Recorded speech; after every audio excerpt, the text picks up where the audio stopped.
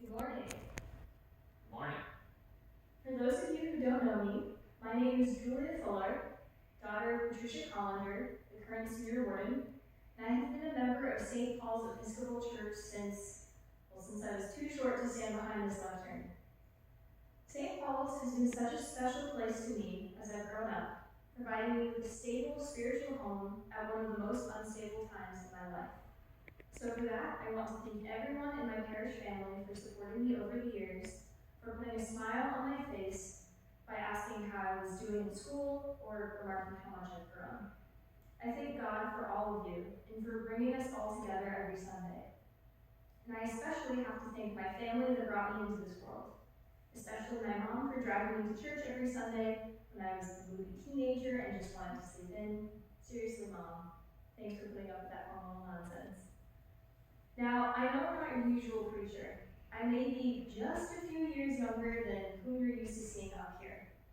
But Father Paul was so kind to give me the privilege and opportunity to speak to you all today, especially to the high school graduates of the class of 2021. I'm also a class of 2021 graduate. I graduated from Emory University 3 weeks ago today. While I don't yet have the lifelong wisdom that many of the older congregants have, I'd like to talk about a few of the things that I learned during my college experience that I wish someone had told me before my first day at university. While I was brainstorming what exactly I wanted to talk about during this sermon, I was also in the process of applying for jobs, the first fun thing about adulthood. Just last week, an interviewer asked me, "What is something you are truly passionate about? It doesn't have to be work-related." And I'll be honest, that question freaked me out. This was not on the list of interview questions the Career Center gave me to prepare for interviews. How could I spin this in a way that made me a desirable candidate? All of this was rushing through my head while I felt the interviewer's eyes on me through Zoom, because that's the reality of applying for jobs during the pandemic. You know, for the slightest instant, I was considering freezing in place so the interviewers thought my video froze so I could have more time to think.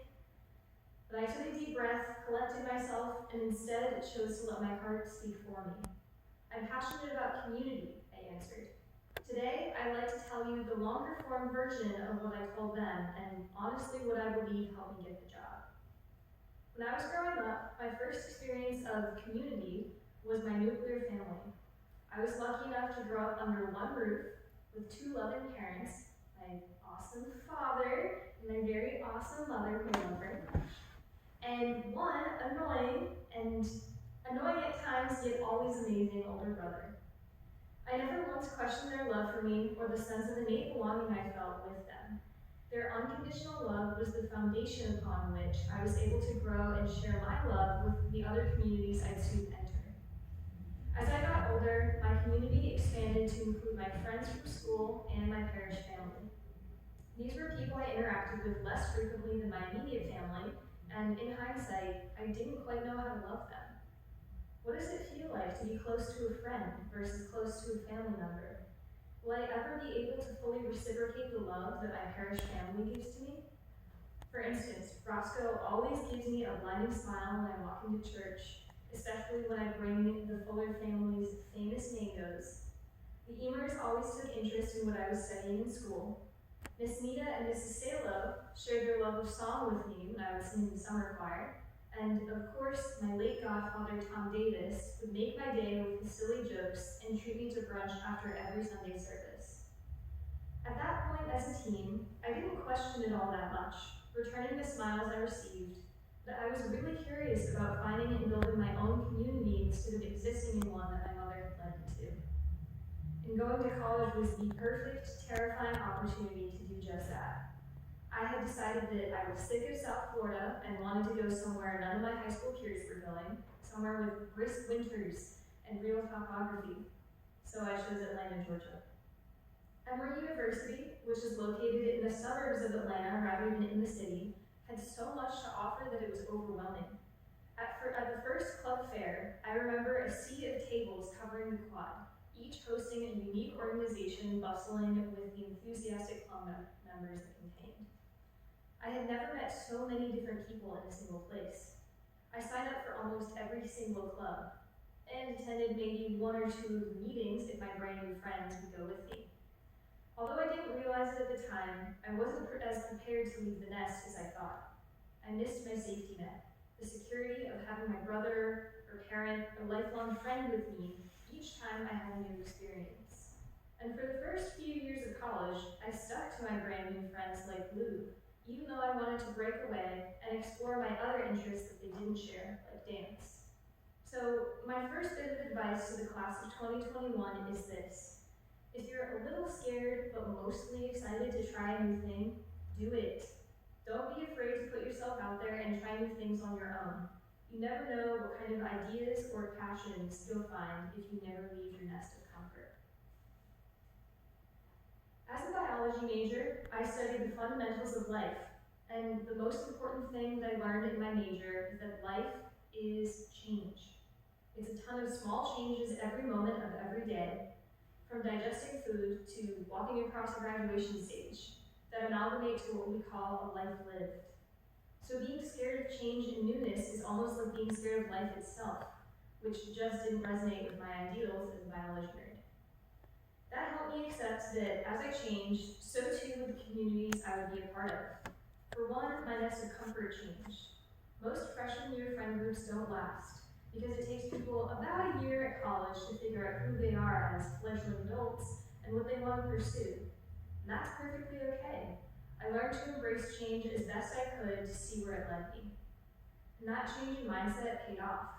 I eventually mustered up the courage to participate in Emory's incredible dance program, performing jazz, contemporary, and even Bollywood-style dance in showcases each semester. And I graduated with a minor in dance. And nothing is more validating than entering a community based on shared passion. It helps you understand your peers in a way that others outside the community can't fully comprehend.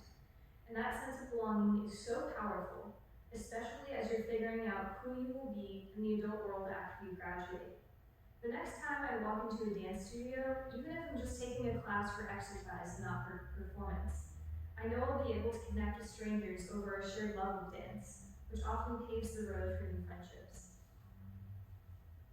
As I was finding my own community in college, I also explored the community in which I was privileged enough to enter for 4 years, the Atlanta community. Volunteering and service are highly encouraged at Emory, something I had ample experience in and respect for thanks to St. Paul's. I developed a great passion for tutoring students at Title I schools and participated in an amazing program that taught girls from underrepresented backgrounds how to perform statistical analyses on cancer data. In addition, I led an alternative spring break trip in which groups of Emory students go to different cities in the Southeast the week of spring break to get outside the Emory bubble, as we call it, and dig deep into service in communities in need. I always like to joke with my friends that while most people don't remember their spring breaks, I'll remember mine for the rest of my life. I was lucky enough to lead a volunteering spring break trip to Birmingham, Alabama in the spring of 2020, where I coordinated 38 hours of service over the course of a week for 10 students.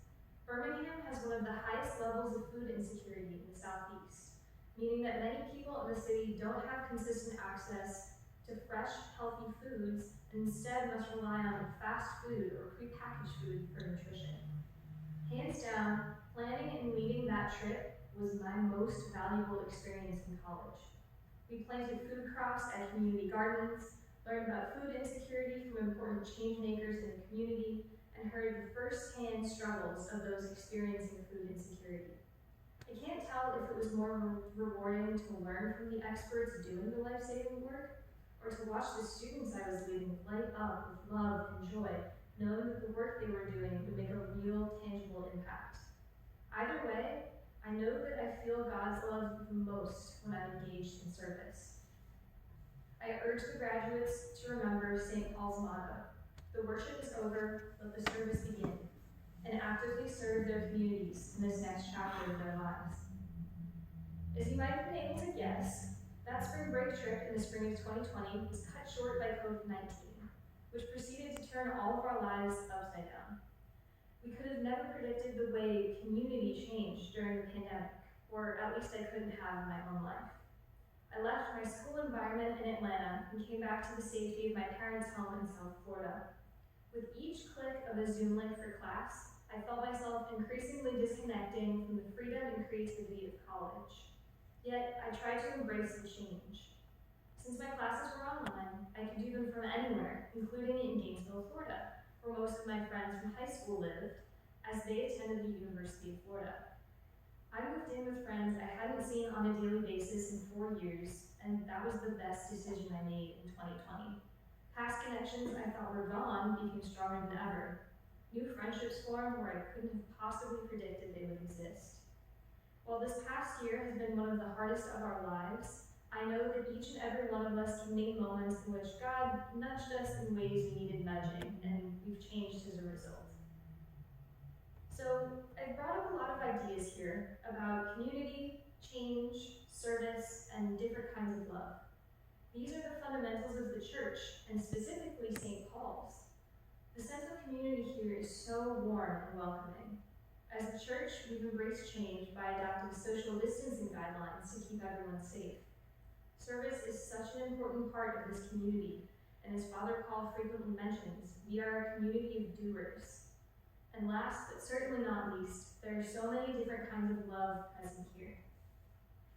The love we see in families as the kids embrace their parents after Sunday school, the love between fellow parishioners as they greet each other over a cup of coffee in the courtyard, and my favorite, the power of collective love to enact great change in the Delray Beach and South Florida communities through programs like Caring Kitchen, Paul's Place, and Family Promise.